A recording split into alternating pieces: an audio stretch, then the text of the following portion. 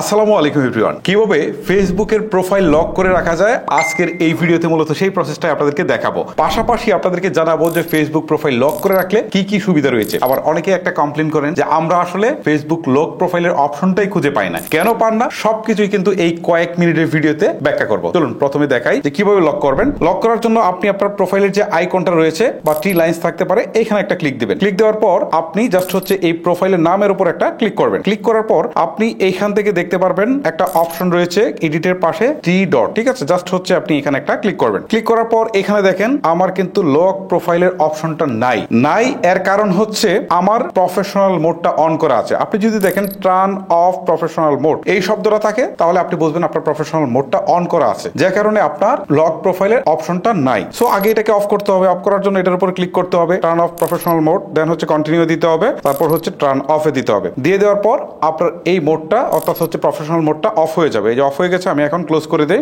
Close করে দেই। এখন যদি আমি জাস্ট উপর থেকে নিচে একটু টেনে দেই, এই যে দেখেন এখন কিন্তু লক প্রোফাইলের অপশনটা চলে আসছে। আমি এখানে ক্লিক দেই। ক্লিক দেওয়ার পর লক ইউর প্রোফাইল এখানে ক্লিক দেই। এখন কিন্তু আমার প্রোফাইলটা লক হয়ে যাবে। এই যে অলরেডি দেখেন ইউ লক ইউর প্রোফাইল, এটা কিন্তু লক হয়ে গেছে। সো আমি ওকে বাটনে প্রেস করে দিই। এখন আসলে আপনাদের সাথে কথা বলি যে লক প্রোফাইলের আসলে সুবিধা কি। লক প্রোফাইলের সুবিধা হচ্ছে আপনার ফেসবুক প্রোফাইলে যদি অপরিচিত কেউ ভিজিট করতে চায় তাহলে তারা কিন্তু ভিজিট করতে গেলে আপনার পোস্টগুলো দেখতে পারবে না। আপনি কি কি পোস্ট করেছেন বা আপনার যে প্রোফাইলের পিকচার রয়েছে সেটাকেও কিন্তু তারা নরমালি ছোট করে দেখতে পারবে, বাট এইটাকে কিন্তু তারা বড় করে দেখতে পারবে না। এবং এখান থেকে কোনো ছবি ডাউনলোড করতে পারবে না, আপনার প্রোফাইলের ছবিও না বা হচ্ছে আপনার পোস্টের কোনো ছবিও ডাউনলোড করতে পারবে না। ইভেন আপনার যে ইনফরমেশন গুলো অ্যাবাউটে রয়েছে সেইগুলো কিন্তু তারা এখান থেকে দেখতে পারবে না। তার মানে হচ্ছে অপরিচিত কেউ আপনার এখান থেকে কোনো ডাটা চুরি করতে পারবে না বা আপনার সম্পর্কে জানতে পারবে না। এটা হচ্ছে লক প্রোফাইলের সুবিধা। এই ক্ষেত্রে আপনার ফ্রেন্ড লিস্টে যারা রয়েছে তারা কিন্তু আপনার প্রোফাইলও দেখতে পারবে, আপনার পোস্টগুলোও দেখতে পারবে, বাট অপরিচিত কেউ দেখতে পারবে না। এইটাই হচ্ছে মূলত লক প্রোফাইলের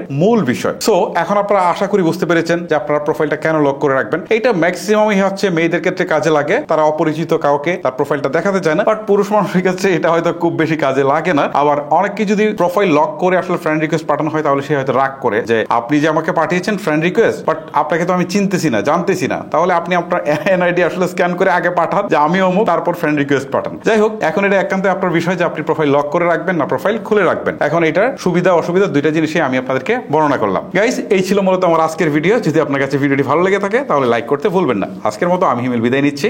আল্লাহ হাফেজ।